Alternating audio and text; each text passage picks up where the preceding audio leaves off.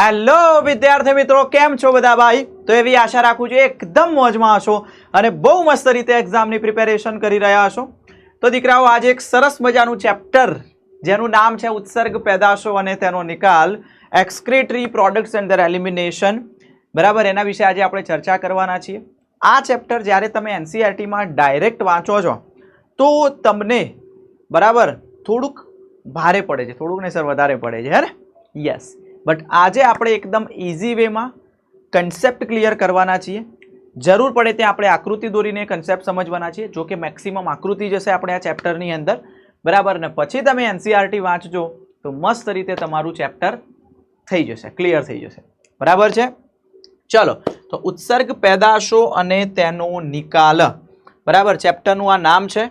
દીકરા, વાત કરીએ આની અંદર તો આ જે છે આની અંદર કયા ટોપિક છે? માનવ ઉત્સર્જન તંત્ર, મૂત્ર નિર્માણ, નલિકાઓના કાર્યો, ગારણની સાંદ્રતાની ક્રિયાવિધિ છે, બરાબર, મૂત્રપિંડના કાર્યનું નિયમન, મૂત્ર નિકાલ, ઉત્સર્જનમાં અન્ય અંગોનો ફાળો અને ઉત્સર્જન તંત્રની અનિયમિતતાઓ.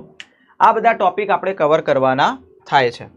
દીકરાઓ, જો અહીંયા યાદ રાખજો કે તમારે આ ચેપ્ટરની ક્લાસ નોટ્સ જોઈતી હોય, હું જે અહીંયા વર્ક કરું છું બોર્ડ વર્ક, એ તમારે જોઈતી હોય તો ક્યાંથી મળશે? તો વાલા, એ તમને મળશે PWF ઉપરથી. તમારી પાસે ન હોય તો તમે ડાઉનલોડ કરી દેજો PWF, બરાબર. જ્યારે PWF ડાઉનલોડ કરશો તમે જોઈ શકો છો અહીંયા, એમાં તમારો મોબાઈલ નંબર નાખી દેજો, એમાં OTP આવશે, તમે OTP નાખશો એટલે PWFની અંદર તમે જશો ત્યારે ત્યાં સર્ચ બાર આવશે, ત્યાં તમે સર્ચ કરજો 11th વન શોટ ગુજરાતી, એટલે તરત જ તમે ત્યાં ફ્રીમાં જોઈન થઈ જશો. એનરોલ ના અથવા બાય ના હશે, ફ્રી હશે, બરાબર, ચિંતા કરવાની નહીં. અને તમને એક્સેસ મળી જશે ક્લાસ નોટ્સનું, બરાબર છે. યસ, તો ચાલો, એક આ વસ્તુ ક્લિયર છે અહીંયા. હા, બીજી બેટા યાદ રાખજો કે ડિસ્ક્રિપ્શનની અંદર પણ, બરાબર, તમને અહીંયા જણાવી દઉં છું બેટા, ડિસ્ક્રિપ્શનની અંદર પણ આપણી વોટ્સઅપ ચેનલ છે, વોટ્સઅપ ચેનલ, બરાબર, જેની લિંક તમને ડિસ્ક્રિપ્શનમાં મળી જશે. અને એ વોટ્સઅપ ચેનલની અંદર પણ તમે જોડાઈ જજો, આપણી PW ગુજરાતીની છે. વોટ્સઅપ ચેનલથી તમને શું ફાયદો થશે? તો બેટા જે પણ અપડેટ્સ છે, જે પણ અગત્યના જે અમુક ટોપિક્સ આપણે લેતા હોઈએ છીએ, ક્વેશ્ચન છે, PYQs છે, એ બધું જ ત્યાં તમને મળી રહેતું હોય છે. એની અપડેટ તમને પહેલાં ત્યાં આવી જશે. તમારા મનમાં એક ડર હશે કે સરજી જે વોટ્સઅપ ચેનલ છે એની અંદર અમે જઈશું તમારો મોબાઈલ નંબર રિવીલ નહીં થાય? તો ના, તમારું નામ પણ નહીં દેખાય, તમારો મોબાઈલ નંબર, તમે બીજાનું પણ નહીં જોઈ શકો, બરાબર. કોઈ મેમ્બરનું કંઈ રિવીલ નહીં થાય, તમને ખાલી ઇમ્પોર્ટન્ટ અપડેટ આવશે. કોઈનો કોઈ ફિઝુલનો મેસેજ પણ નહીં આવે, બરાબર, કે કોઈ મેસેજ કરે હાય ગુડ મોર્નિંગ, કોઈ કરી પણ નહીં શકે. ફક્ત અમે જે મોકલીશું એ જ તમે જોઈ શકશો, બરાબર છે. તો વોટ્સઅપ ચેનલની અંદર પણ તમે જોઈન થઈ શકો છો, જેની અંદર તમારી તૈયારીને થોડોક વધારે વેગ મળશે, બરાબર. નેક્સ્ટ દીકરા, હવે આપણે આ ચેપ્ટરની શરૂઆત કરીએ છીએ. સરસ મજાનું ચેપ્ટર છે દીકરા, બરાબર. તો માનવ ઉત્સર્જન તંત્ર, એના પહેલાં આપણે વાત કરીએ ઉત્સર્જન વિશે દીકરા, બરાબર. એના પહેલાં આપણે વાત કરીએ ઉત્સર્જન વિશે, ઠીક હે? યસ. તો દીકરા, ઉત્સર્જન પહેલાં કહેવાય કોને?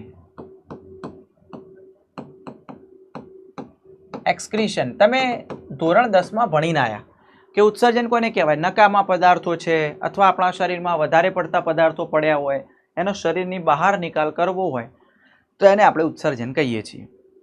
સર, કયા કયા એવા પદાર્થો છે જેનો આપણે શરીરની બહાર નિકાલ કરવાનું થાય છે? કયા એવા પદાર્થો છે બેટા?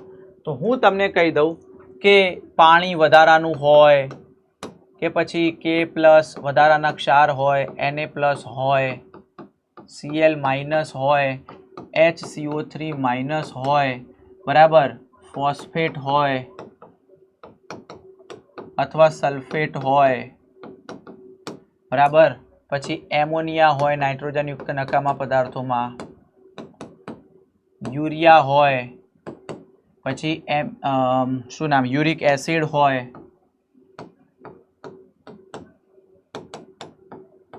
બરાબર. તો આ બધાનો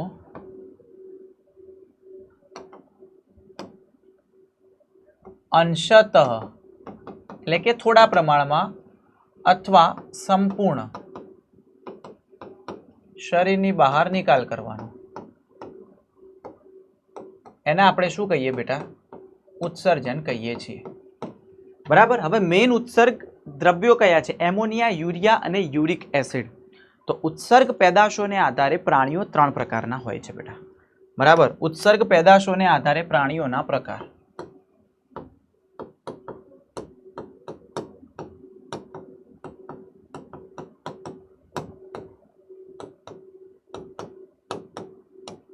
પ્રાણીઓ 3 પ્રકારમાં વહેંચાય છે બેટા.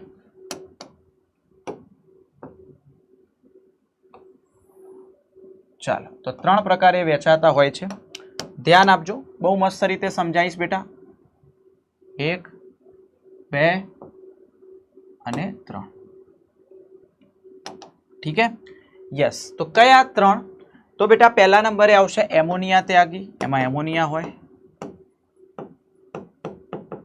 બીજું આવશે યુરિયાનું ઉત્સર્જન કરતા હોય તો યુરિયા ત્યાગી અથવા યુરિયોટેલિક કહેવાય, આ યુરિક એસિડ ત્યાગી, એટલે કે યુરિકોટેલિક કહેવાય, પેલું એમિનોટેલિક કહેવાય, બરાબર છે. તો હવે આ એમોનિયાનો બહાર નિકાલ કરશે, યુરિયાનો નિકાલ કરશે અને યુરિક એસિડનો નિકાલ કરશે. તો અહીંયા એ મુદ્દો પણ લખી દઈએ. આમાંથી એમોનિયા,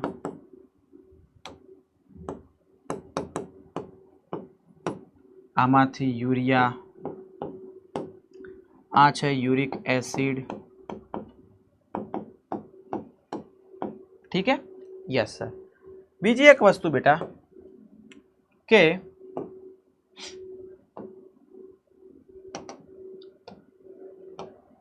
આ વધુ ઝેરી હોય. સૌથી વધુ ઝેરી કયો બેટા? હા, તો વધુ ઝેરી. આ ઓછો ઝેરી હોય અને આ સૌથી ઓછો ઝેરી.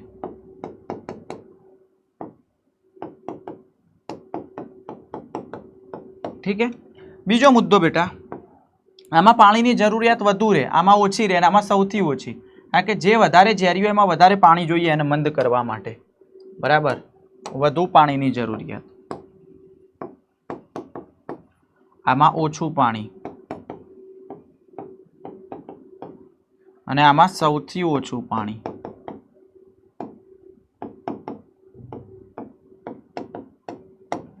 ચલો સર, ઉદાહરણ આપો અમને. કયા પ્રાણીઓ એમિનોટેલિક છે? ચલો એના વિશે આપણે અહીંયા વાત કરી લઈએ દીકરા.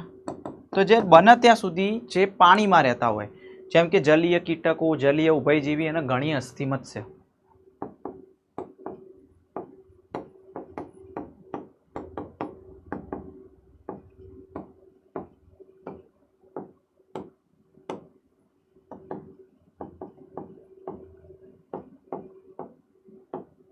મત્સ્ય.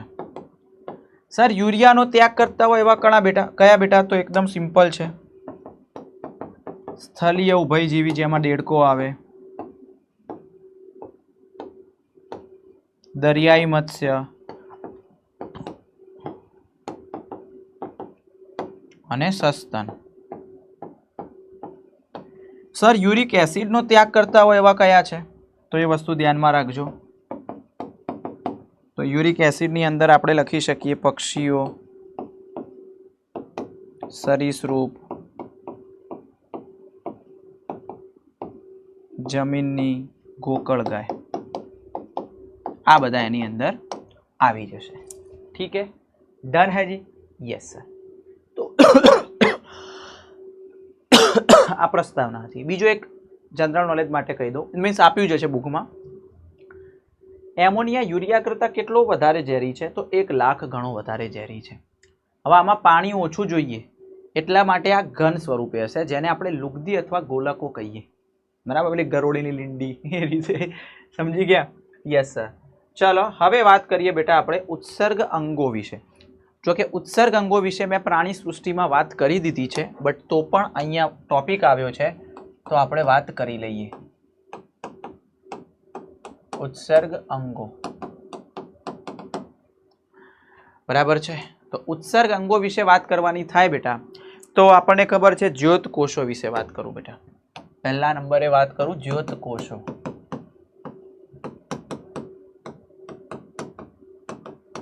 તો જીવતકોષો તમને ખબર છે કે પૃથુકૃમિમાં જોવા મળે છે, બરાબર, પૃથુકૃમિ.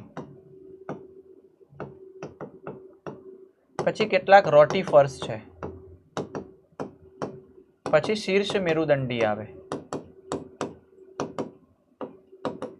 અને કેટલાક નુપુરક, બરાબર, આમાં આવતા હોય છે. બીજા નંબરે આવશે ઉત્સર્ગિકા. બીજા નંબરે શું આવે દીકરા? ઉત્સર્ગિકા.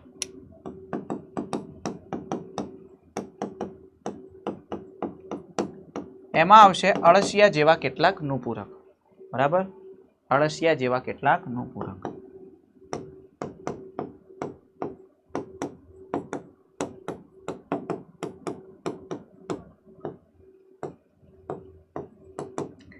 ત્યાર પછી બેટા થર્ડ વન ઇઝ એન્ટેનલ ગ્રંથિ અથવા હરિતપિંડ, જે બેટા આવશે ઝીંગા જેવા સ્તર કવચીમાં.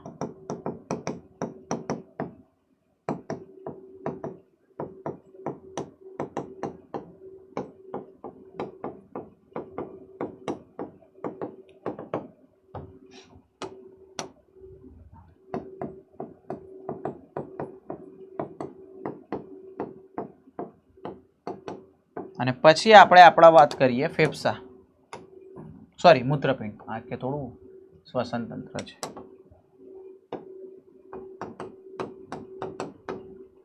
મૂત્રપિંડ, સોરી. તો મૂત્રપિંડ કોની અંદર હોય? ઉભયજીવી, સરીસૃપ, પક્ષીઓ, સસ્તન, આ બધાની અંદર હોય.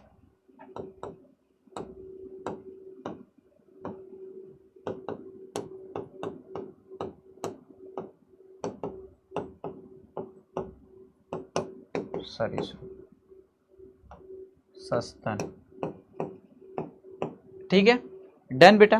चलो आटली खबर पड़ी गई. હવે આપણે અહીંયા વાત કરીએ બેટા માનવ ઉત્સર્જન તંત્ર વિશે, જે તમે ધોરણ 10 માં ભણીને આવ્યા છો, બરાબર છે.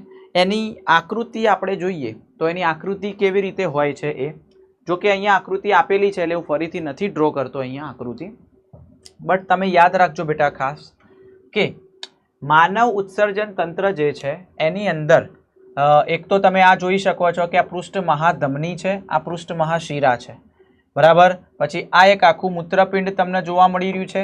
તો આ જે છે એ કયું છે દીકરા? તો આ જમણું મૂત્રપિંડ, આ ડાબું મૂત્રપિંડ. જમણું મૂત્રપિંડ થોડું નીચે હોય છે કારણ કે એના ઉપર શું આવેલું હોય, કમેન્ટ કરો ચાલો જલ્દી. પછી એમાંથી મૂત્ર લઈ જતી મૂત્રવાહિનીઓ હોય, આ મૂત્રાશય છે અને મૂત્ર માર્ગ છે, બરાબર. ચાલો એક એ વસ્તુ ક્લિયર થઈ ગઈ. તો માનવ ઉત્સર્જન તંત્રની અંદર આપણે વાત કરીએ બેટા તો મુખ્ય કયા કયા અંગો જોવા મળ્યા તમને?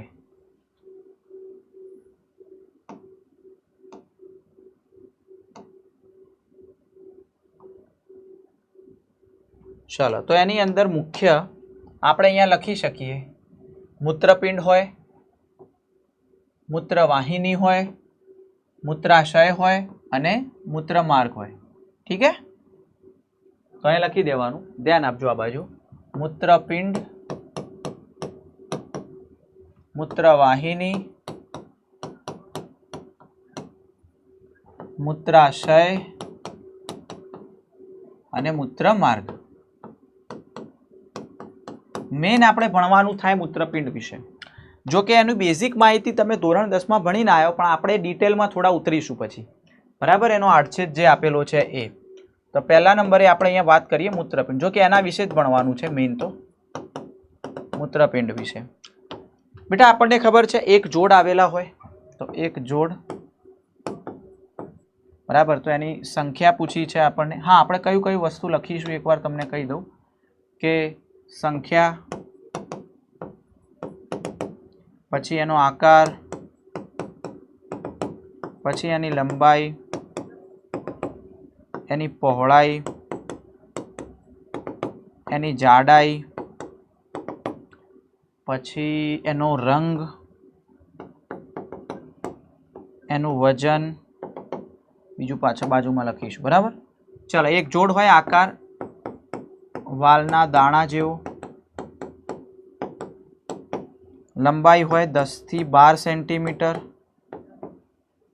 પહોળાઈ હશે આની 5 થી 7 સેન્ટીમીટર, જાડાઈ હશે આની 2 થી 3 સેન્ટીમીટર, આનો રંગ આપણે કહીએ તો લાલાશ પડતા કથ્થાઈ રંગનો,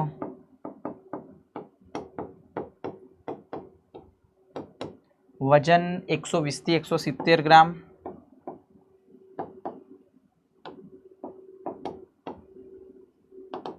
બરાબર. હવે એનું સ્થાન લખીએ આપણે. સ્થાનમાં બેટા ક્યાં આવેલા હોય? છેલ્લી ઉરસીય અને ત્રીજી કટી કશેરુકાના વચ્ચેના ભાગે હોય. બરાબર. હા, તો એ લખી શકાય છેલ્લી ઉરસી એટલે L12 અને ત્રીજી કટી કશેરુકા એટલે T3 હા T12 અને L3 હા કટી કશેરુકા ના વચ્ચે ના સમતલ પર, બરાબર. બહાર આવરણ આવેલું હોય જેને મૂત્રપિંડ કવચ કહેવાય, એ પણ તમે લખી દેજો કે સૌથી બહાર મૂત્રપિંડ કવચ ધરાવે, બરાબર. એની આકૃતિ ઇમ્પોર્ટન્ટ છે દીકરા, ઠીક હે. હા, એ તો થઈ ગયું. હવે આકૃતિ જોજો બેટા, અહીંયા આ વસ્તુ ખાસ ધ્યાનમાં રાખવાની છે, આપણને આપી છે તો અહીંયા જ સમજાવી દઉં તમને. જો આ સૌથી બહારનું જે લેયર છે એને આપણે મૂત્રપિંડ કવચ કહીએ, બરાબર. એનું મૂત્રપિંડ કવચ છે. ત્યાર પછી અંદર તમે જોશો તો તમને આવા પિરામિડ જોવા મળશે, આવા પિરામિડ જોવા મળશે, ઠીક હે. આને કહેવાય મજ્જક પિરામિડ, બરાબર. યસ, આ મજ્જક પિરામિડ છે. મજ્જક પિરામિડમાં બે ભાગ તમારે યાદ રાખવાના. એમાં અહીંયા કેલાઇસિસ જ આપ્યું છે, નીટમાં મેજર અને માઇનરને આવે છે, અહીંયા નહીં હોય. હા હા. અને એના વચ્ચેનો જે આ ભાગ છે આને કહેવાય છે બેટા રિનલ કોલમ અથવા બર્ટીનીના સ્તંભ, બરાબર. તો આને આપણે શું કહીશું? રિનલ કોલમ અથવા બર્ટીનીના સ્તંભ.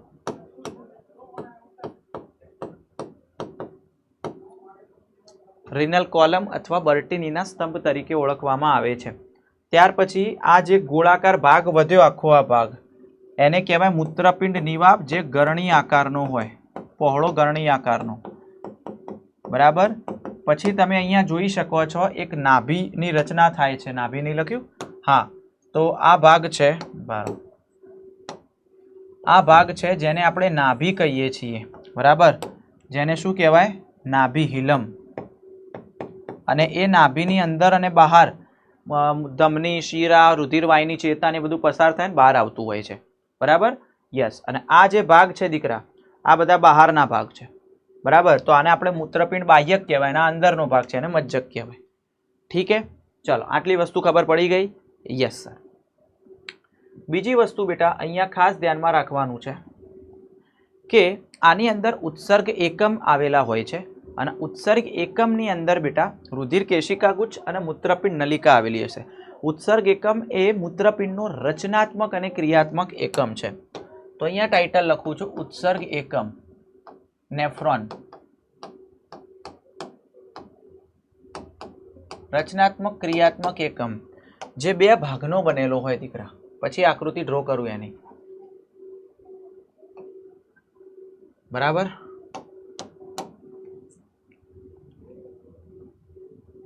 ચલો, 1 અને 2.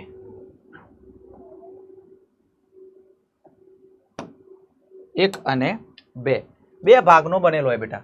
એમાં એક આવશે રુધિર કેશિકા ગુચ્છ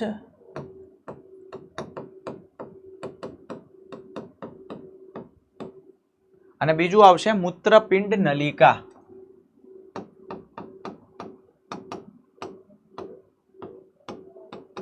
મૂત્રપિંડ નલિકા. રુધિર કેશિકા ગુચ્છ જે છે દીકરા, એ રુધિર કેશિકા ગુચ્છ વિશે આપણે વાત કરીએ, બટ પહેલા મૂત્રપિંડ નલિકામાં કયા કયા ભાગો આવશે એના વિશે વાત કરી લઉં. જો કે તમારા ભાગો આવી જ ગયા છે 10મા ધોરણમાં. બાઉમેનની કોથળી, ઠીક હે. પછી આવશે બાઉમેનની કોથળી, હા, પીસીટી. પછી આવશે હેન્ડલેનો પાસ, પછી આવશે ડીસીટી, અને એના પછી આવશે સંગ્રહણ નલિકા. બરાબર. હા, તો અહીંયા લખી દઉં બાઉમેનની કોથળી, આકૃતિ દોરું છું, બાઉમેનની કોથળી, પીસીટી, હેન્ડલેનો પાસ, ડીસીટી અને સંગ્રહણ નલિકા. બરાબર. એમાં યાદ રાખજો, રુધિર કેશિકા ગુચ્છ અને બાઉમેનની કોથળી બંને ભેગા મળે ને,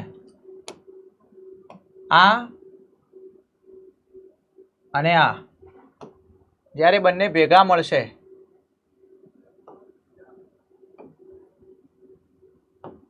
ત્યારે એમાંથી બનશે બેટા માલપીધિયન કાય અથવા મૂત્રપિંડ કણ કહેવાય ને. બંને ભેગા મળે, આકૃતિ દોરું એટલે ખબર પડશે.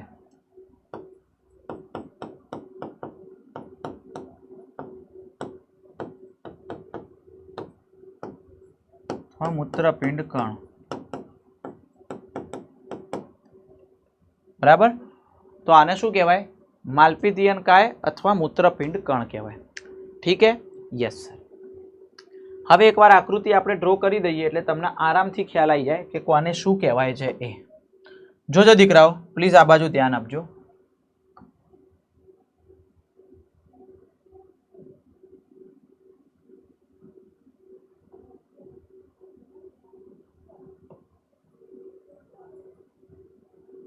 સિમ્પલ જ છે હો, 2-3 વાર દોરશો એટલે ખબર પડી જશે.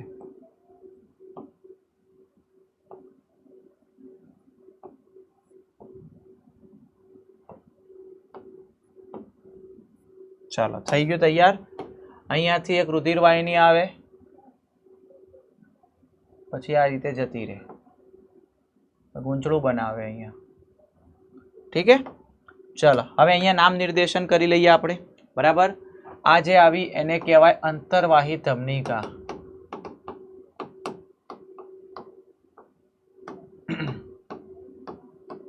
ઠીક હે? આને કહેવાય બહિર્વાહી ધમનિકા.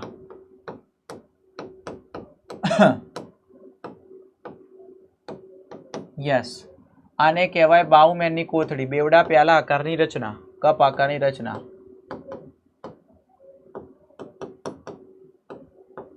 આ જે વચ્ચે બન્યું એને કહેવાય રુધિર કેશિકા ગુચ્છ. હવે બે ભેગા મળે એટલે માલપીધિયન કાય.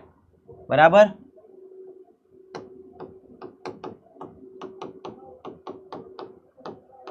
ઠીક હે? આને કહેવાય પીસીટી અથવા એનું ફૂલ ફોર્મ શું થાય? નિકટવર્તી ગૂંચળામય નલિકા. બરાબર. આને કહેવાય હેન્ડલેના પાસની અવરોહી ભુજા. આને કહેવાય હેન્ડલેના પાસની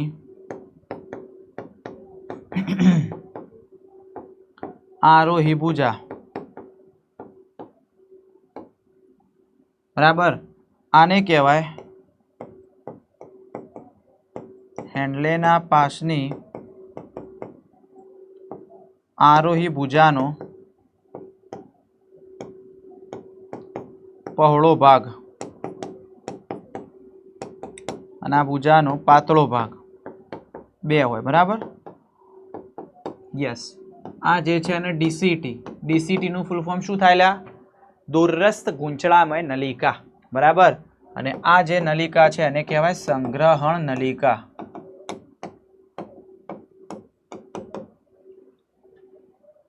બરાબર છે? યસ. ચાલો, ઓકે, એ વસ્તુ ખબર પડી ગઈ. બીજી એક વસ્તુ યાદ રાખજો બેટા, આનાથી ઉપરના ભાગ જે પણ છે એ બધા બાહ્યકમાં આવે, નીચેનો ભાગ આવે મજ્જકમાં આવે.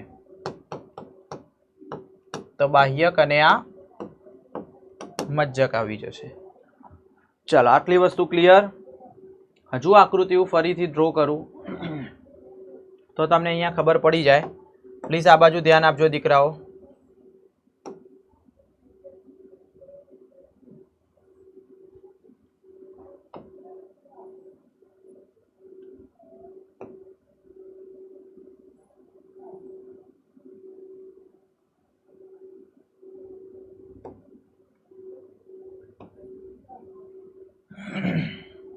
એક જ મિનિટ વાલા. ચાલો આ ભાગ હતો. હવે અહીંયાથી આ બહિર્વાહી ધમનિકા આગળ વધે અને આ રીતે ગૂંચળું વીંટળાય.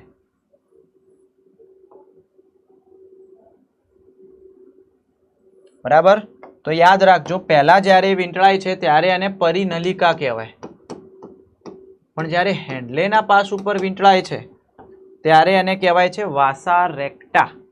એ પણ હેન્ડલેના પાસ જેવું જ ગૂંટળું બનાવે, યુ આકાર જેવું, એને કહેવાય વાસા રેક્ટા. બટ આ ભાગ છે એને વાસા રેક્ટાની પેલા કરતા ઊંધું હોય, અવરોહી ભુજા કહેવાય. પેલામાં અવરોહી ભુજા આ બાજુ હતી, આમાં આ બાજુ હોય અવરોહી ભુજા. આ કઈ હોય તો વાસા રેક્ટાની આરોહી ભુજા. ઠીક હે, ડન. Yes sir. ત્યાર પછી એક બીજી વાત પણ તમને કહી દઉં દીકરા અહીંયા, કે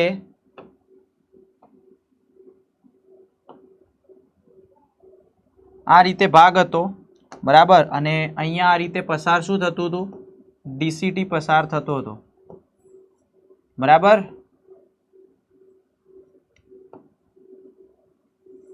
ચલો આ રીતે ભાગ હતો. હવે એમાંથી જ્યારે આવતી હતી શું,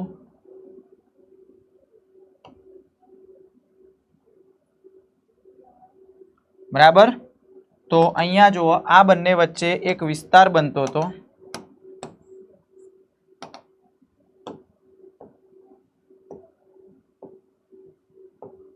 બરાબર. તો આ બંને વચ્ચે જે વિસ્તાર બને છે એ વિસ્તારને કહેવાય JGA, જક્સ્ટા ગ્લોમેરુલર એપાર્ટસ, અથવા જક્સ્ટા મજ્જક શું નામ હતું, રુધિર કેશિકા ગુચ્છ ઉપકરણ, બરાબર. જક્સ્ટા રુધિર કેશિકા ગુચ્છ ઉપકરણ કહેવાય. કોના કોના વચ્ચે બન્યું, તો આ છે અંતર્વાહી ધમનિકા, યાદ રાખજો, જેની અંદર જેજી કોષો હોય, અને આ છે ડીસીટી. તો આ બંનેના વચ્ચે બને છે આ ભાગ. Okay, done. તો આ ભૂલાય નહીં, ખાસ ધ્યાન આપજો. હવે આકૃતિ તમારી બુકમાં આપી છે, એ ગંઠળ મંઠળ તમને થોડુંક દેખાશે અહીંયા. મેં તમને વધારે વ્યવસ્થિત સમજાવી દીધું. ઠીક હે, ચાલો એ વસ્તુ ખબર પડી ગઈ. પછી આ માલપીધિયન કાય વાળી વસ્તુ ખબર પડી. યસ. એના પછી બેટા તમને એક વસ્તુ સમજાવું અહીંયા, કે ઉત્સર્ગ એકમ બે પ્રકારના હોય, બાહ્યક અને જક્સ્ટા મજ્જક ઉત્સર્ગ એકમો. તો ઉત્સર્ગ એકમના પ્રકાર,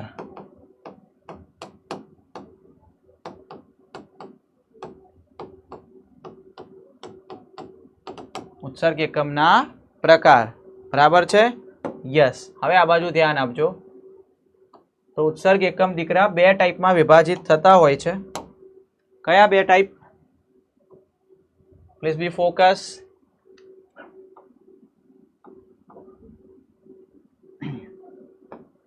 અહીંયા આવશે એક બાહ્યક ઉત્સર્ગ એકમ, બીજું છે જક્સ્ટા મજ્જક ઉત્સર્ગ એકમ. સૌથી વધુ આપણા કિડનીમાં બાહ્યક આવેલા હોય 85%, 85% હોય, અને આ 15% જ હોય ખાલી, આ ઓછા હોય, બરાબર. તો અહીંયા લખવાનું કે 85% માત્રામાં આવેલા હોય અને આ હોય 15%, બરાબર. હવે આ બાહ્યક છે એટલે બહારની બાજુએ થોડા હોય, એટલે એમાં જે હેન્ડલેનો પાસ હશે એ વધારે ઊંડો નહીં હોય, એટલે કે બહાર હશે. હેન્ડલેનો પાસ બહારની બાજુએ.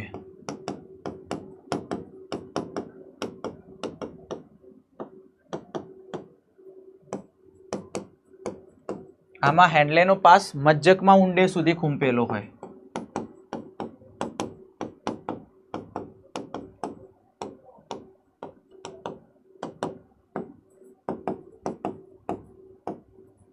બીજું આમાં વાસા રેક્ટા ગેરહાજર હોય અથવા અલ્પ વિકસિત હોય, એમાં વાસા રેક્ટા સુવિકસિત હોય.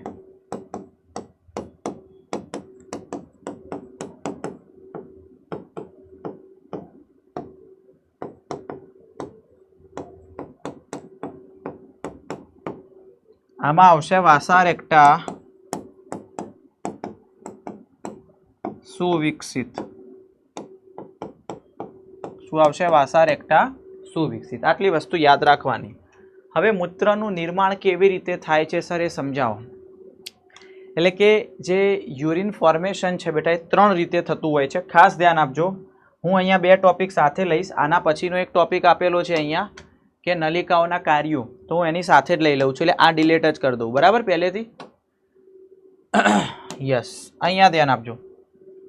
તો મૂત્ર નિકાલ જે છે દીકરા એ 3 રીતે થતું હોય છે. અહીંયા પ્લીઝ ફોકસ કરજો વાલા.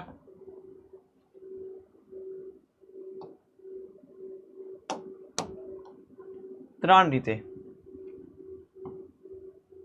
1, 2 અને 3. એમાં પહેલું આવે છે બેટા રુધિર કેશિકા ગુચ્છ ગારણ.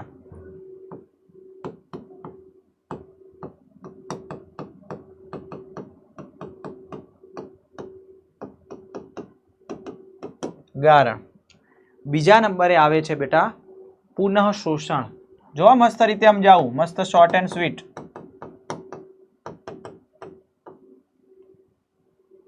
કોણ છે? એક પુનઃ શોષણ. અને ત્રીજા નંબરે આવે છે સ્ત્રાવ.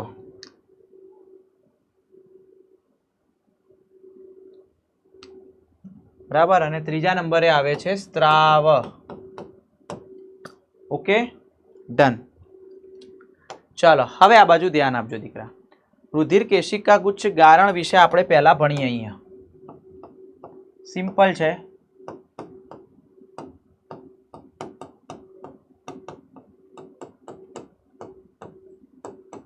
કે જ્યારે પણ જે રુધિર છે એ બાઉમેનની કોથળીના રુધિર કેશિકા ગુચ્છમાં આવે છે, એટલે કે ચલ આ બાઉમેનની કોથળી છે. હું થોડી સીધી કરું અહીંયા એટલે આપણે સમજતા ફાવે. આ બાઉમેનની કોથળીનો ભાગ છે. બરાબર, ઠીક હે? યસ. અને એમાં હું જે પેલું ગૂંચળું હતું એ પણ સીધું કરું. આ અંતરવાહી ધમનિકાના બહિર્વાહી થઈ ગઈ. બરાબર, એટલે આપણે સમજાવતા ફાવે એટલા માટે મેં એવું કર્યું છે. ઠીક હે? યસ. અને વચ્ચેનો ભાગ છે એ આ રીતે આધાર કલા હશે. Okay, yes. ચલો આની અંદર તો આ રીતે લેયર હોય. રુધિરવાહિનીનું અંતસ્તર શેનું બનેલું હોય ભાઈ? કમેન્ટ કરજો. ચલો જલ્દી.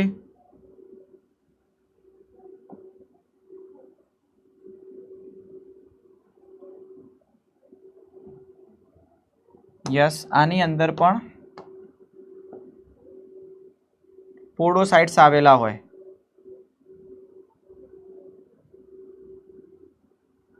ઠીક છે, પોડોસાઇટ્સ આવી રીતે આવેલા હોય. હવે અહીંયા લખી શકાય કે વાહિનીનું અંતઃચ્છદ. આ શું છે? આધાર કલા. ને આ શું છે? બાઉમેનની કોથળીના પોડોસાઇટ્સ. અને આ 3 ભેગા થાય, આ 3 લેયર ભેગા થાય એટલે એના ગારણ સ્તર કહેવાય. ફિલ્ટર. બરાબર, ફિલ્ટર થાય અહીંયા ટૂંકમાં. યસ, ફિલ્ટર મેમ્બ્રેન અથવા ફિલ્ટ્રેટ મેમ્બ્રેન કહેવાય એને. હવે ચલો આ શું હતું? અંતરવાહી ધમનિકા.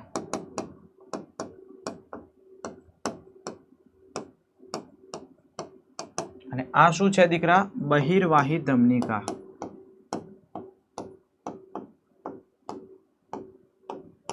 ઠીક હે?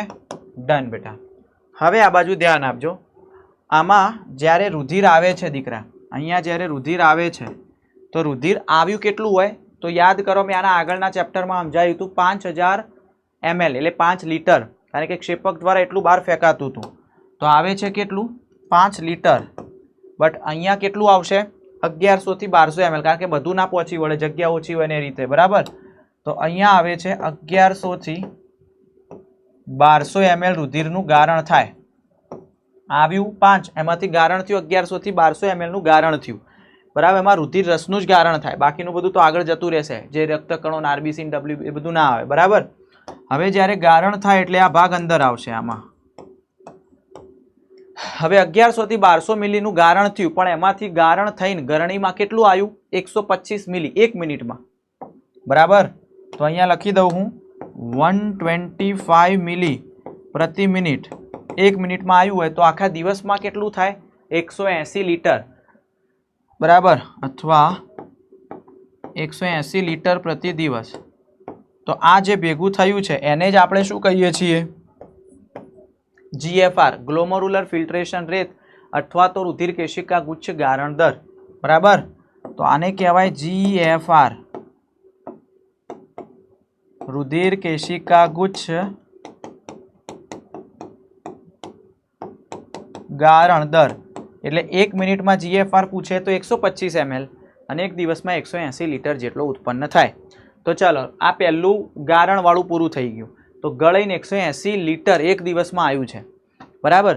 બટ તમારા મગજમાં ક્વેશ્ચન થાય, સર પણ આપણે તો મૂત્ર 1 થી 1.5 લીટર જ નીકાળીએ દિવસમાં, તમે તો 180 લીટર, કંઈ વધે જ નહીં શરીરમાં, આટલું લાયા ક્યાંથી? તો એનો મતલબ એવો છે કે 180 લીટર જેટલું ઉત્પન્ન તો થાય છે, પણ એમાંથી 99% કરતાં વધુ એ પાછું શોષાઈ જાય છે. એમાંથી ક્યાંક 0.5% જ બહાર આવે છે, જેને આપણે મૂત્ર કહીએ. તો એ ફરીથી શોષાઈ જાય, એને પુનઃ શોષણ કહેવાય. તો હવે બીજો તબક્કો આવશે દીકરા, પુનઃ શોષણ. ધ્યાન આપજો વાલા. રીએબ્ઝોર્પ્શન, પુનઃ શોષણ, ફરીથી શોષાય. તો અહીંયા આપણે લખી શકીએ કે 99% કરતાં પણ વધુ ગારણ પુનઃ શોષણ પામે, બરાબર. યસ. તો હવે ચાલો બાઉમેની કોથળી પૂરી થઈ ગઈ, ત્યાંથી ગારણ થઈ ગયું. હવે આગળ કયો ભાગ આવે? પીસીટી. તો પહેલા પીસીટીમાં પુનઃ શોષણ પામશે. તો ફર્સ્ટ વન ઇઝ પીસીટી. તો પીસીટીમાં પુનઃ શોષણ. ચાલો સર, પીસીટીમાં જ્યારે પુનઃ શોષણ હોય તો યાદ રાખવાનું, સૌથી વધુ લગભગ 70 to 80% અહીંયા પુનઃ શોષણ પામે. 70 થી 80%, એટલે કે સૌથી વધુ પુનઃ શોષણ અહીંયા થાય.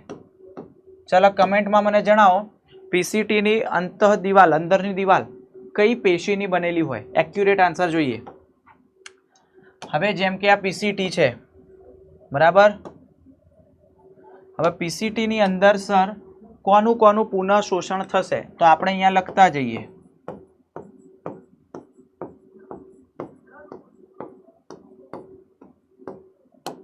બરાબર. તો અહીંયા લખતા જઈએ કે પોષક તત્વો હોય, બરાબર છે, Na+ હોય, K+ હોય, Cl- હોય, HCO3- હોય, યુરિયા હોય, પાણી હોય, બરાબર, એમિનો એસિડ હોય, આ બધાનું પુનઃ શોષણ થાય. એટલે પાછું ખેંચીને શરીરને આપી દે. ઠીક હે. આમાંથી કમેન્ટ કરીને મને એ પણ જણાવો તમે કે આટલા ઘટકોમાંથી કોનું નિષ્ક્રિય રીતે પુનઃ શોષણ થાય ને કોનું સક્રિય રીતે થાય? Please comment.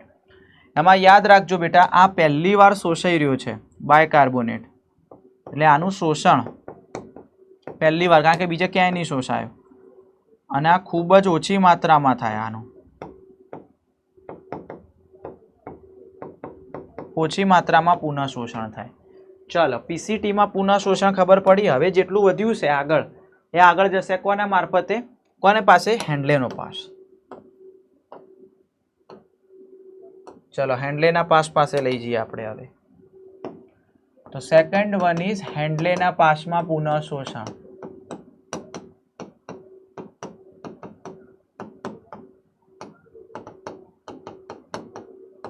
ચલો હેન્ડલેનો પાસ તો યુ આકારનો હતો સરજી, આ રીતે હતો ને?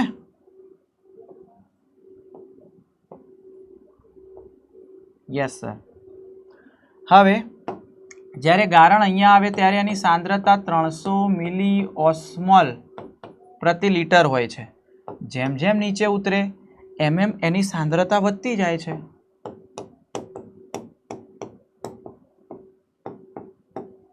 અહીંયા આવીએ એટલે 1200, પણ પાછી અહીંયા ઘટતી જાય છે સરજી.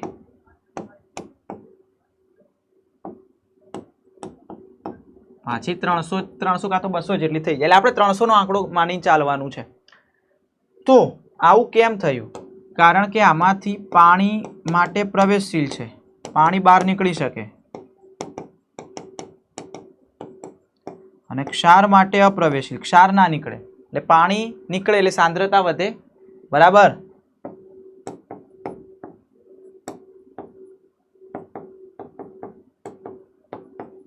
અને આ જે છે એ પાણી માટે અપ્રવેશશીલ, પાણી ના નીકળે પણ ક્ષાર નીકળે એટલે ક્ષાર નીકળે તો એ સાંદ્રતા ઘટે. ક્ષાર એટલે ઇલેક્ટ્રોલાઇટ્સ.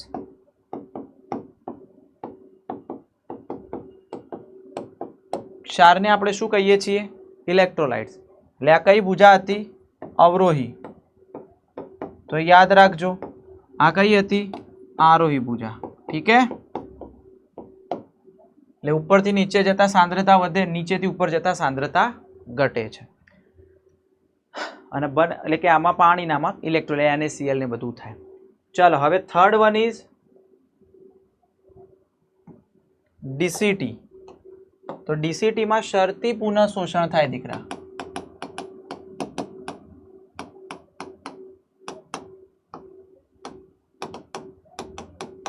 કન્ડિશનલ રીએબ્ઝોર્પ્શન. કેમ આવું? કારણ કે એમાં બે અંતઃસ્ત્રાવો ભાગ ભજવતા હોય છે. તમને સમજાવી દઉં બેટા.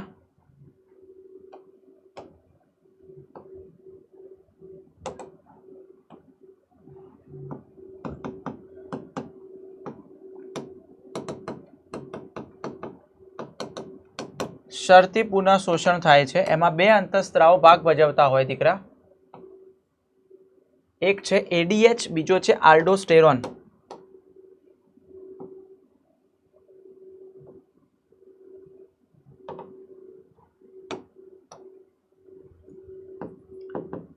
ચાલો કમેન્ટ કરીને બતાવો ADH નું બીજું નામ શું? એન્ટી ડાયરેટિક હોર્મોન તેનું ફૂલ ફોર્મ છે, પણ બીજું નામ શું? અને એક આવશે આલ્ડોસ્ટેરોન. અને એ પણ કમેન્ટ કરીને બતાવો કે આલ્ડોસ્ટેરોનનો સ્ત્રાવ કોણ કરે? બરાબર. ચાલો આ ADH શું કરશે બેટા? પાણીનું પુનઃ શોષણ કરશે. અને આલ્ડોસ્ટેરોન સોડિયમનું પુનઃ શોષણ. પણ સોડિયમની સાથે સાથે નિષ્ક્રિય રીતે પાણીનું પણ પુનઃ શોષણ થાય છે. બરાબર? યસ.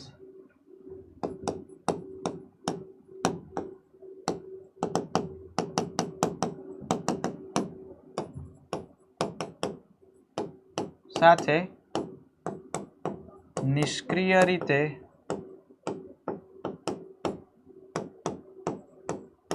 H2O નું પુનઃ શોષણ થાય. ઠીક હે? તો પાણી મેક્સિમમ ખેંચી લેશે. એના પછી ફોર્થ વન ઇઝ સંગ્રહણ નલિકા. ચાલો તો ચોથા નંબરે અહીંયા આવશે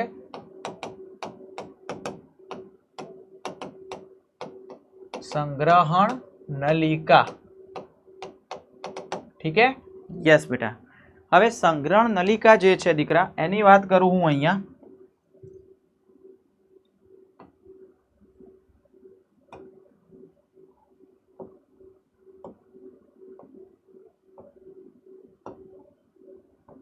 તો આ નલિકા સંગ્રહણ નલિકા છે કે નહીં?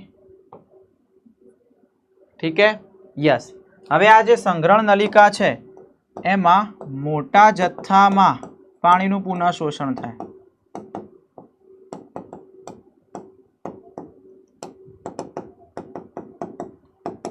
પણ આ થોડીક માત્રામાં યુરિયા પણ બહાર નાખતું હોય છે. જે યુરિયા આની અંદર જતું રહે હેન્ડલેના પાસની આરોહી ભુજામાં. રીઝન આશ્રુતિ જાળવવા માટે, બંને બાજુ બેલેન્સ જળવી રહે એટલા માટે હોય. તો એક આ વસ્તુ પણ ક્લિયર થઈ ગઈ. યસ. તો હવે બંને બાજુ બેલેન્સ જળવી રહે એટલા માટે થોડો સ્ત્રાવ પણ થવો જોઈએ. આપણે બધું અંદર નાખ્યું, બહાર પણ કંઈક આવવું જોઈએ. તો ત્રીજા નંબરે આવે છે બેટા સ્ત્રાવની પ્રક્રિયા.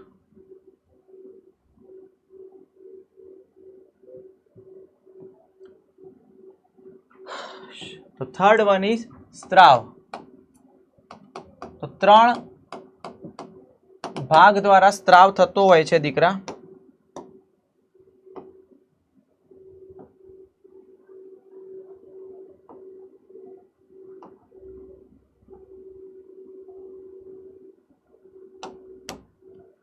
ત્રણ ભાગ દ્વારા સ્ત્રાવ થતો હશે. ધ્યાન આપજો પ્લીઝ. 1, 2 અને 3. કયા 3 ભાગ બેટા? એક આવશે પીસીટી, પછી હેન્ડલેનો પાસ,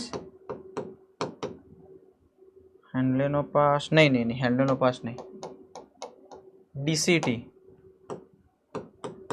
અને સંગ્રહણ નલિકા. બરાબર, એ જ છે ને સંગ્રહણ નલિકા પ્લસ NH3. ઓકે, સંગ્રહણ નલિકા જ હશે મે બી, તમે જોજો કે પછી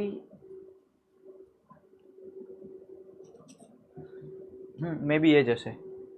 ચલો વાલ, અરે ભાઈ સોરી, સંગ્રહણ નલિકા. બરાબર, યસ.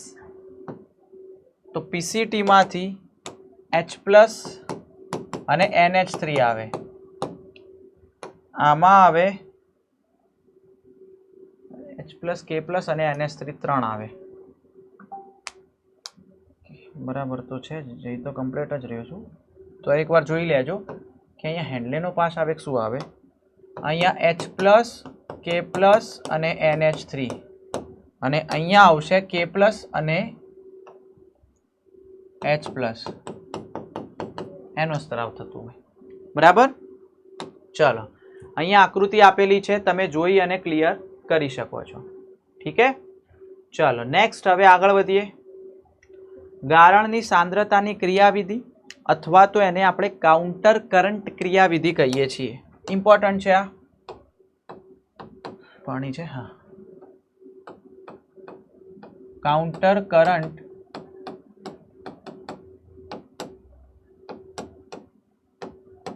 ક્રિયાવિધિ. બરાબર, ચાલો ધ્યાન આપજો આ બાજુ.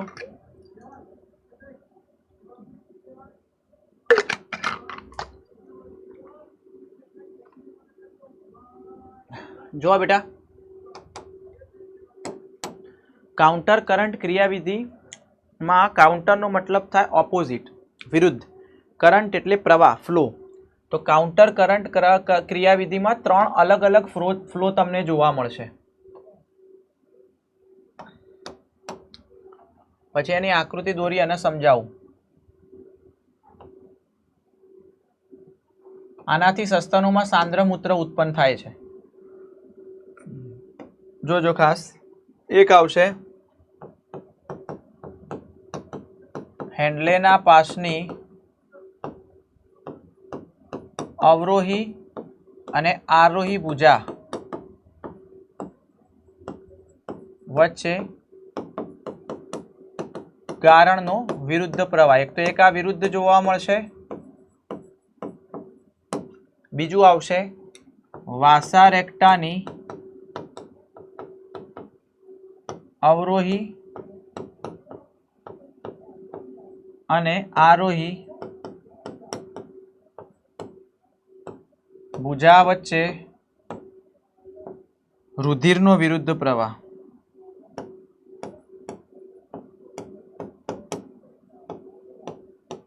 ઠીક હે, અને હવે આ બંને વચ્ચે હેન્ડલેના પાસ અને વાસા રેક્ટા વચ્ચે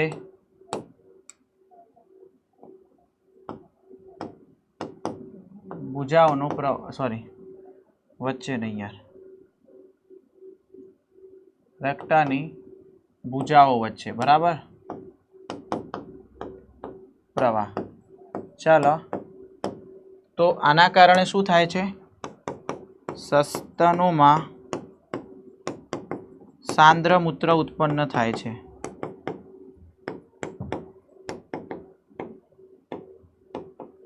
બીજો મુદ્દો, NaCl અને યુરિયા મહત્વનો ભાગ ભજવે. અને આમાં જે સાંદ્રતા છે દીકરા, એ સાંદ્રતા 300 મિલી ઓસ્મોલ પ્રતિ લિટરથી લઈ 1200 મિલી ઓસ્મોલ પ્રતિ લિટર સુધીની જોવા મળે, એટલે સાંદ્ર જોવા મળે. કઈ રીતે? સિમ્પલ છે એકદમ, ધ્યાન આપજો. કે આ ભાઈ હેન્ડલેનો પાસ છે.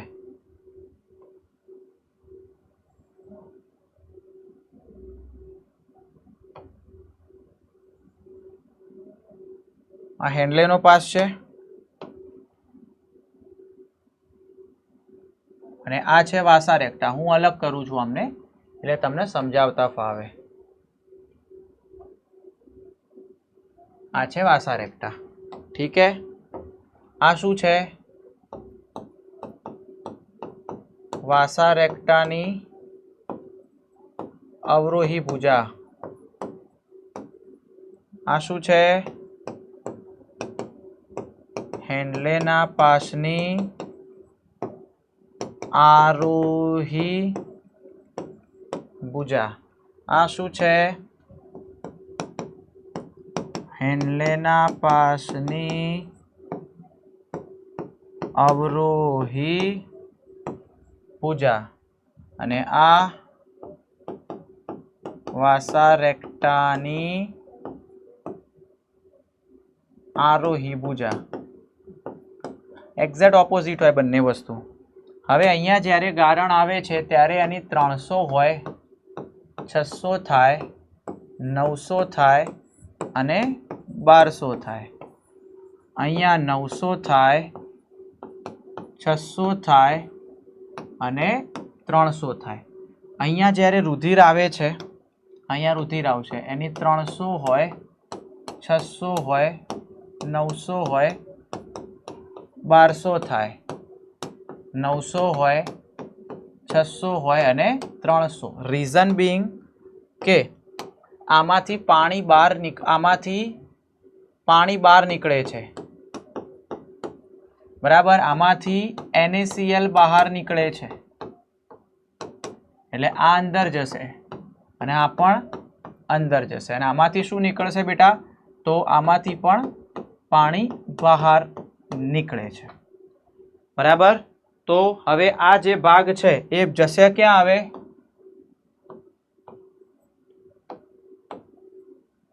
આની અંદર. બરાબર છે. ઠીક હે. યસ દીકરા. અને જ્યારે એ ત્યાં જશે, સોરી આ નહીં, બરાબર, આ ગારણ વાળો ભાગ આ અહીંયા આવશે. બરાબર. એટલે આ જે 300 હતો એ 300 માંથી 600, એમાંથી 900 અને 1200. હવે અહીંયા મૂત્ર નિર્માણ પામ્યું 1200 વાળું અને આ તો 300. હવે તમે જુઓ તો 1200 મિલીઓસ્મોલ પ્રતિ લિટર વાળું મૂત્ર એટલે સાંદ્ર. એટલે આપણું મૂત્ર સાંદ્ર હોય છે. આ રીતે મૂત્ર બને. બરાબર. Yes sir. ચાલો આ બુકમાં આપેલી છે એ આકૃતિ.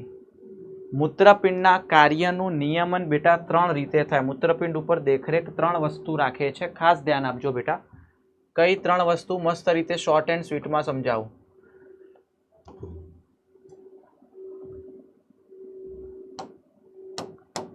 એક છે બેટા હાઇપોથેલેમસ દ્વારા. એક શું આવશે? હાઇપોથેલેમસ દ્વારા.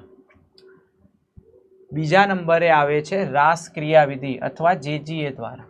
અને ત્રીજા નંબરે હૃદયના કર્ણકો એટલે ANF દ્વારા.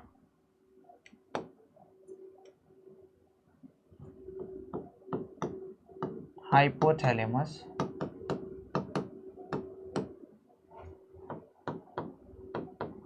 JGA અથવા રાસ, રેનિન એન્જીઓટેન્સિનોજન આલ્ડોસ્ટેરોન સિસ્ટમ કહેવાય એને.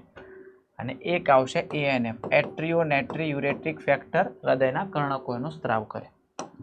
આમાં થાય છે શું? તો જ્યારે GFR ઘટે ત્યારે આના આશ્રુતિગ્રાહી સક્રિય થાય. ત્યારે આશ્રુતિગ્રાહી સક્રિય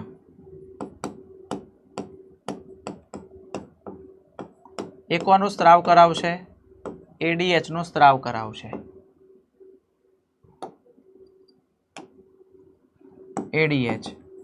ADH શું કરશે? તો પાણીનું પુનઃશોષણ. એના કારણે રુધિર કદ અને રુધિર દાબ વધે.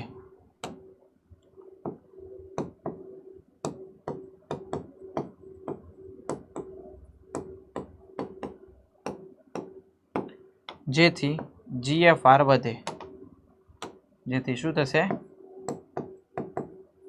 GFR વધે અને આશ્રુતિગ્રાહીઓ નિષ્ક્રિય થઈ જાય. બરાબર થઈ ગયું કામ આનું.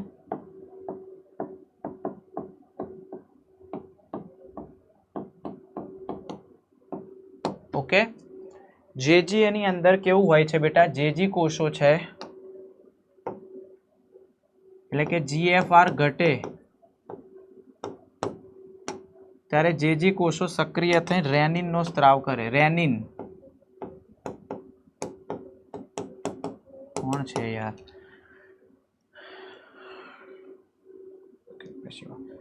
જેજી કોષો સક્રિય થઈ રેનિનનો સ્ત્રાવ કરે.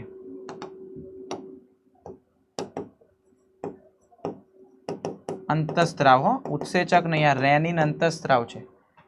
બરાબર, અંતઃસ્ત્રાવ, ઉત્સેચક નહીં. રેનિન શું કરશે દીકરા? જે એન્જીઓટેન્સિનોજન હતો,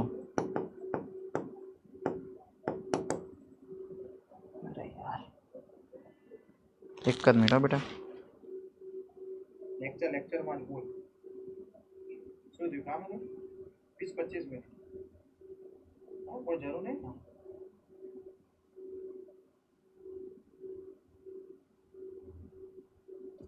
ચલો સોરી બેટા.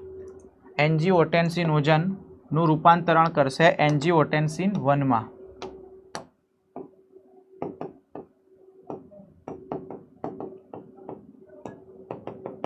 અને એન્જીઓટેન્સિન 1 નું રૂપાંતરણ થાય એન્જીઓટેન્સિન 2 માં.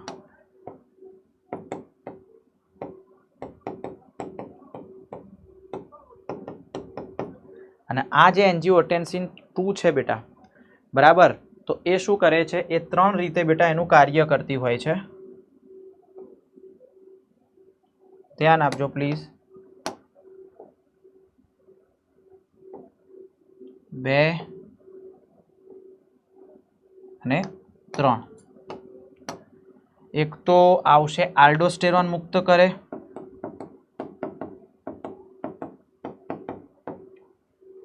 આલ્ડોસ્ટેરોન આવશે કે એડ્રેનલ બાયકને અસર કરે આલ્ડોસ્ટેરોન. પછી રુધિર વાહિની સંકોચક,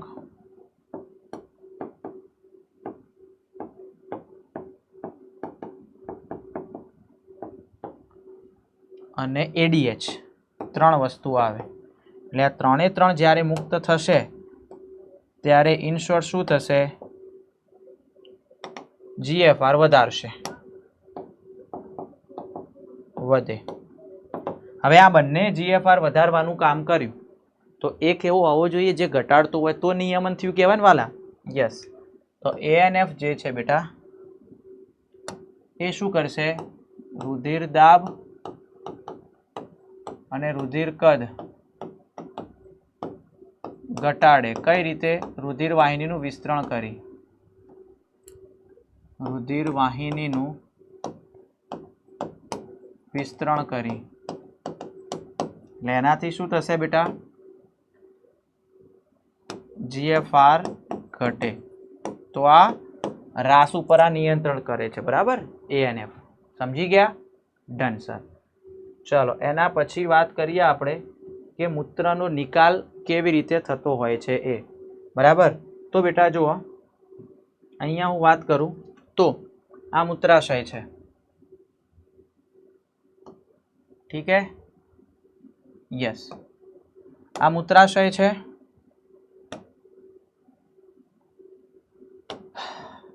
એમાં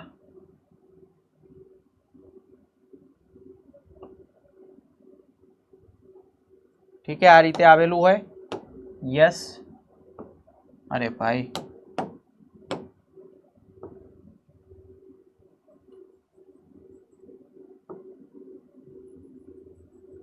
ઠીક હે.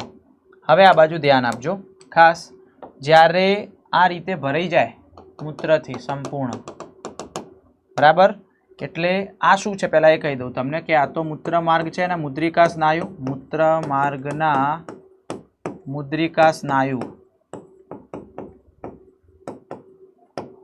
બરાબર. ત્યાર પછી વાત કરું તમને તો આ સરળ અથવા લીસા સ્નાયુ અને આ છે ખેંચાણગ્રાહી. એટલે જ્યારે ભરાઈ જશે મૂત્રાશય પૂરેપૂરું, બરાબર, ત્યારે અહીંયા અંતર્વાહી તંતુ દ્વારા સંદેશો જશે મગજને, એટલે કે CNS ને. CNS છે એ બહિર્વાહી તંતુ દ્વારા સંદેશો આપશે સરળ અથવા લીસા સ્નાયુનું સંકોચન કરાય. અને જેવું સંકોચન થશે એટલે એના કારણે શું થાય, આ શિથિલન થાય, આનું આ ખુલી જાય, એટલે આ સંકોચન, આ દબાય અને આ નીચે ના ખુલે એટલે મૂત્ર બહાર આવે. બરાબર. બીજી વસ્તુ યાદ રાખવાની બેટા, જે મૂત્ર છે, યુરિન છે, એ આછા પીળાશ પડતા રંગનું હોય.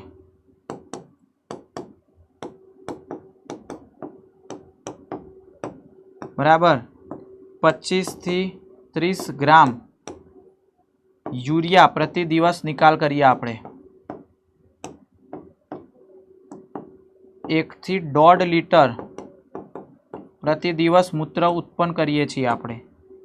પછી 6 pH એટલે કે થોડી એસિડિક હોય અને એમાં પિત્તરંજકો હોય. બસ. બીજું એક વસ્તુ યાદ રાખવાની, ગ્લાયકોસુરિયા કોને કહેવાય? બરાબર. તો ગ્લાયકોસુરિયા અને એક બીજું છે કીટોન્યુરિયા.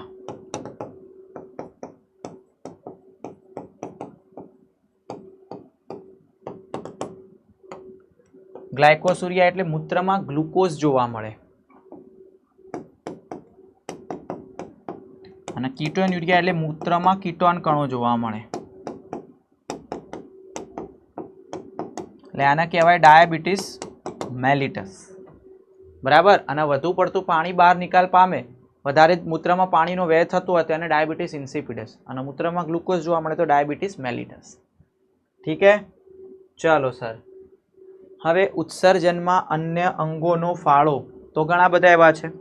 જેમ કે ઉત્સર્જન કોને કહેવાય? જે ઉત્સર્જન જે નથી જરૂર ને બહાર નીકાળે. તો એમ તો ફેફસા આવી ગયા, CO2 નથી જરૂર તો બહાર નીકાળે, તો ફેફસા પણ ઉત્સર્જન અંગમાં જ આવે. તો ફેફસા. બરાબર. અને એ ફેફસા કેટલું નિકાલ કરે છે બેટા? 200 ml પ્રતિ 200 ml. બરાબર બરાબર 200, હા 200 ml પ્રતિ મિનિટ. બરાબર. CO2 નું ઉત્સર્જન કરે ફેફસા. ત્યાર પછી બેટા વાત કરું, યકૃત શરીરની સૌથી મોટામાં મોટી ગ્રંથિ છે, એમાંથી પણ નિકાલ થતું હોય છે. જેમ કે ઔષધો છે, ડ્રગ્સ કહીએ આપણે. ત્યાર પછી વાત કરીએ તો પિત્તરંજકો, કોલેસ્ટેરોલ, બિલીરુબિન, બિલીવર્ડિન,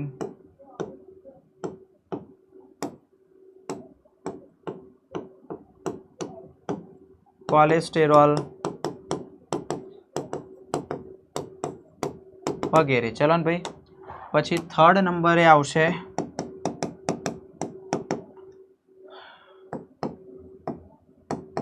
ત્વચા. અને એ ત્વચાની અંદર આપણે લખીએ તો પ્રસ્વેદ ગ્રંથિ આવે. બરાબર. પ્રસ્વેદ ગ્રંથિની અંદર પરસેવો, એમાં શું હોય? લેક્ટિક એસિડ,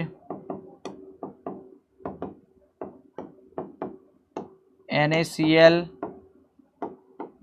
થોડા માત્રામાં યુરિયા અને પાણીનો નિકાલ થતો હોય. બરાબર. ત્યાર પછી આવશે તૈલ ગ્રંથિ પણ હોય, જે સિબમનો સ્ત્રાવ કરે.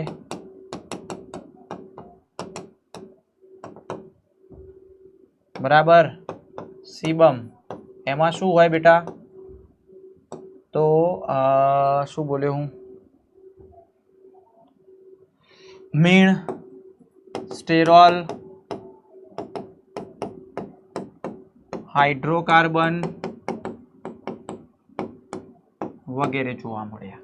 બરાબર. યસ.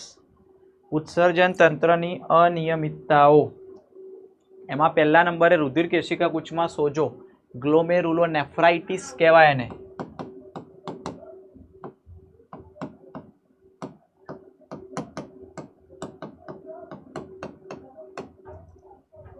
કેશિકા ગુચ્છ સોજો, જેને આપણે કહીએ છીએ ગ્લોમેરુલોનેફ્રાઇટિસ, એટલે સોજો આવી જાય એમ, ગારણમાં તકલીફ પડે. બીજા નંબરે આવશે મૂત્રપિંડ પથરી. પથરી તો ભાઈ સામાન્ય બધાને ખબર હોય, રિનલ કેલ્ક્યુલી કહેવાય. તો આને કહેવાય રિનલ કેલ્ક્યુલી. સ્ફટિકમય ક્ષારોનો ભરાવો થાય, મુખ્યત્વે ઓક્ઝેલેટ ક્ષારો.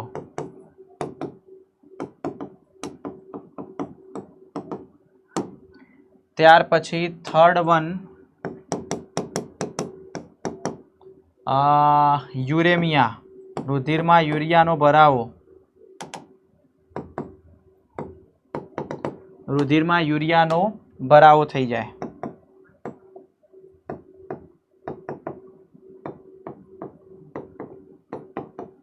હિમોડાયાલિસિસ કરાવવું પડે પછી.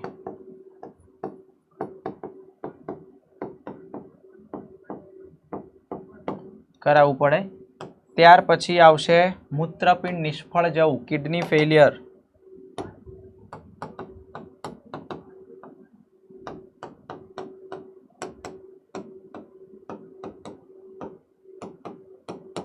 મૂત્રપિંડ ગારણ ના કરી શકે એ.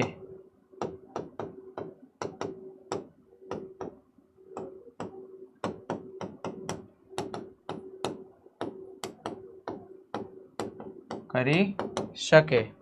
હવે હિમોડાયાલિસિસમાં હોય છે શું બેટા? સિમ્પલ છે, બરાબર. એક કૃત્રિમ મૂત્રપિંડ જ કહેવાય છે અને એમાં આ રીતે સેલોફેન નલિકાઓ હોય. ઠીક હે, ચાલો. આ કોઈ છે માણસ જેને બિચારાની કિડની ફેલ થઈ ગઈ છે.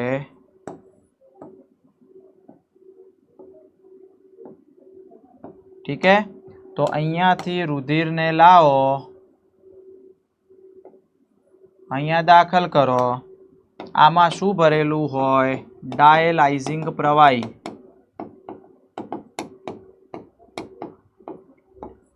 સેલોફેન નલિકા. આ રુધિર રસ જેવું જ હોય, પરંતુ યુરિયાનો અભાવ, એટલે કે નાઇટ્રોજનયુક્ત પદાર્થોનો અભાવ.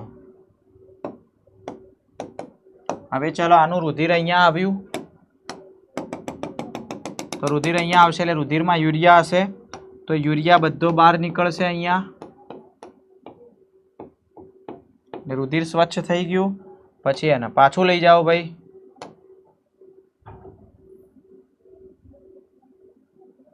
શીરા મારફતે. ઠીક હે, આમાં યાદ રાખવાનું કે પ્રતિ ગંઠક ઉમેરી દેવાનું 0 ડિગ્રી સેલ્સિયસ હોય, પછી ગંઠનવાળું ઉમેરી દેવાનું, નહીં તો જ્યાં વાગ્યું છે ને નહીં આવવાના, આમાં 37 ડિગ્રી લાવી દેવાનું. ઠીક હે, તો આ રીતે હિમોડાયાલિસિસ એ કૃત્રિમ મૂત્રપિંડ તરીકે વર્તે છે, જેમાં સ્વચ્છ થતું હોય રુધિર. ચાલો, ક્લિયર?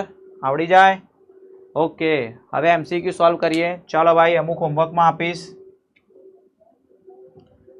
પહેલો MCQ, જ્યોત કોષો અને ઉત્સર્ગિકા એ ખાલી જગ્યાના ઉત્સર્ગ અંગ છે. જ્યોત કોષો નુપૂરક, પૃથુકૃમિ, કોષ્ટાંતરી, તો પૃથુકૃમિ આવે, અને ઉત્સર્ગિકામાં નુપૂરક આવે, સંધિપાદ નહીં. તો જવાબ શું આવશે બેટા? ઓપ્શન બી આવશે. ઠીક હે, ડન વાલા? યસ. ચલો નેક્સ્ટ. મૂત્રપિંડનું સ્થાન 10મી ઉરસીય નહીં, 11મી ઉરસીય નહીં, છેલ્લી ઉરસીય અને ત્રીજી કટી કશેરુકા. ઉરસીય આવે પણ ચોથી ના આવે. ચલો, ઓપ્શન સી આવશે. ઠીક હે, ચલો સાચો વિકલ્પ પસંદ કરો જેમાં ઉત્સર્ગ અંગ હોય. આ હોમવર્કમાં આપું છું, કમેન્ટની અંદર આન્સર આપવાનો છે તમારે બધાએ, બરાબર. ચલો, પુખ્ત માનવનું મૂત્રપિંડની અહીંયા કીધી છે લંબાઈ, પહોળાઈ, જાડાઈ. તો 12 થી 16 નહીં, 10 થી 12. યસ. 12 થી 16 નહીં, 5 થી 7. યસ. નોટ 2 to 3 અને 2 થી 3. યસ. તો જવાબ અહીંયા બી આવશે. ઠીક હે, ચલો પોડોસાઇટ્સ કોષો શેમાં હાજર હતા? તો બાઉમેનની કોથળીની અંતર દિવાલ, બાહ્ય દિવાલ નહીં, મોટું આંતરડું નહીં, ઉત્સર્ગ એકમનો સાંકડો ગ્રીવામય ભાગ નહીં. તો જવાબ એ આવે. સમજ્યા? ચલો નેક્સ્ટ. વિધાન હેન્ડલેના પાસની આરોહી ભુજા પાણી માટે અપ્રવેશશીલ હોય. આરોહી ભુજા પાણી માટે અપ્રવેશશીલ અને ક્ષાર માટે સક્રિય કે નિષ્ક્રિય રીતે વહન કરે. સાચી વાત. મજ્જકીય પ્રવાહીમાં ઇલેક્ટ્રોલાઇટ્સ ઉમેરાવાથી ગારણ મંદ બને છે. ઇલેક્ટ્રોલાઇટ્સ ઉમેરાય તો ગારણ મંદ ના બને, સાંદ્ર બને. આવે સાંદ્ર એટલે ખોટું. તો એ સાચું, એ ખોટું છે, સોરી એ સાચું છે અને આર ખોટું છે. યસ, ઓપ્શન એ આવશે. ચાલો, આલ્ડોસ્ટેરોન Na+ નું પુનઃશોષણ વધારે છે. ચાલો, હોમવર્કમાં સિમ્પલ ક્વેશ્ચન છે. બરાબર. સજીવોમાં એમોનિયા યુરિયા ખાલી જગ્યા દ્વારા ફેરવાય છે. કયું ચક્ર ઓર્નિથિન ચક્ર કહેવાય? યાદ રાખજો. આના વિશે મેં તમને વાત કરી હતી દેહ જળ પરિવહનવાળા ચેપ્ટરમાં. ક્યાં વાત કરી હતી બેટા? યકૃત નિવાયિકા શિરાવાળો ટોપિક આવ્યો હતો એમાં.